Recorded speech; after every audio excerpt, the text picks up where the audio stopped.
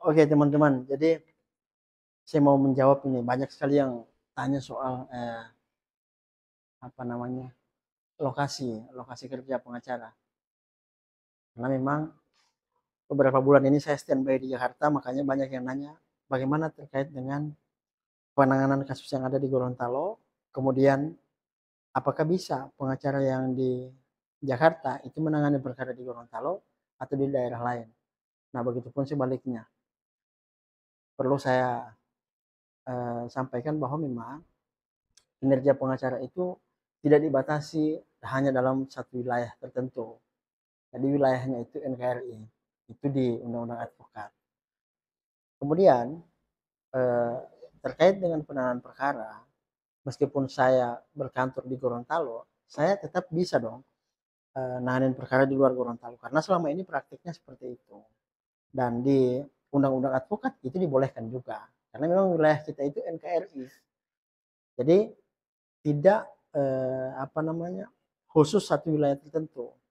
Nah, contohnya saat ini saya posisinya berada di Jakarta. Jadi memang beberapa bulan ini saya masih standby di Jakarta untuk penanganan perkara di sini. Nah, terkait dengan perkara-perkara yang ada di Gorontalo itu tetap tetap menjadi tanggung jawab saya dan tetap berjalan sebagaimana mestinya. Karena memang kita ataupun saya bersama tim dan rekan-rekan itu eh, apa namanya bekerja sama. Jadi kita dalam satu pekerjaan ataupun satu surat kuasa itu tidak ada yang hanya satu orang. Ya kalaupun ada eh, untuk pengacara-pengacara yang lain mungkin iya, tapi kalau saya itu menggunakan tim. Jadi tim saya eh, itu tidak lebih dari 10 orang yang memang konsen terhadap penanganan-penanganan kasus sehingga kita saling berbagi tugas. Seperti itu. Karena kerja-kerja pengacara itu bukan hanya dalam ruang sidang.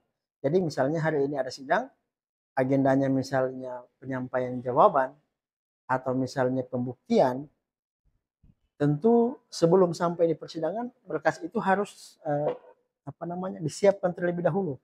Apa saja yang mau disidangkan. Seperti itu. Pertanyaan-pertanyaan apa yang kita mau siapkan. Misalnya kalau kita mau periksa ahli atau periksa saksi, nah, itu memang perlu persiapan-persiapan yang matang. Makanya terkait dengan hal-hal yang sifatnya non sidang, misalnya konsep untuk apa namanya materi-materi, nah itu biasanya dikerjakan oleh yang tidak hadir sidang.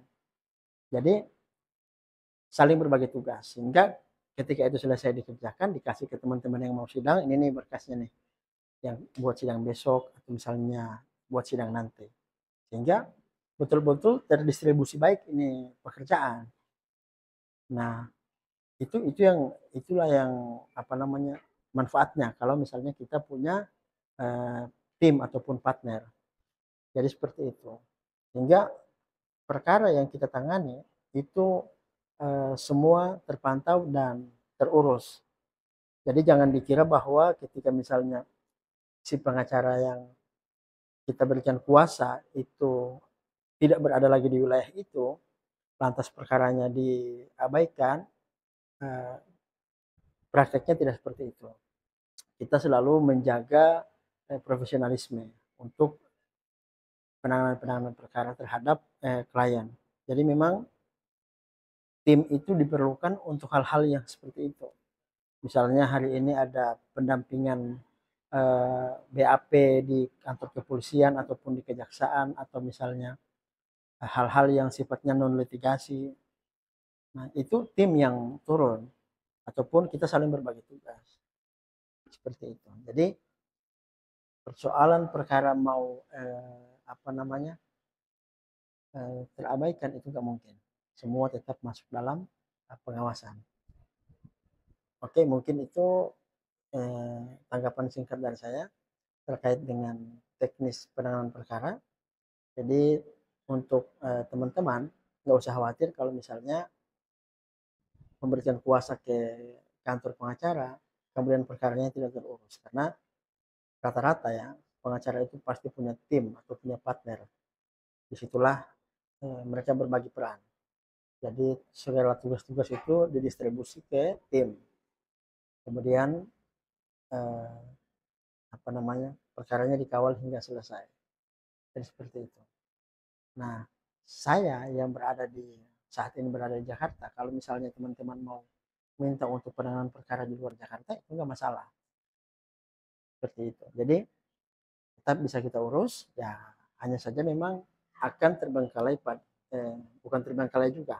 Mungkin sedikit terbebani di biaya operasional ataupun akomodasi karena kalau kita keluar daerah ya tentu membutuhkan akomodasi-akomodasi seperti itu. Namun kalau misalnya memang klien siap untuk menanggulangi semua itu, ya nggak ada masalah bagi kita. Seperti itu. Contohnya saya saat ini yang lagi standby di Jakarta, semua operasional itu ditanggung oleh klien. Oke, itu dari saya. Kalau misalnya ada yang mau ditanyakan terkait teknis-teknis yang lain, silakan di komentar pada kolom komentar di bawah ini. Oke, terima kasih. Assalamualaikum warahmatullahi wabarakatuh.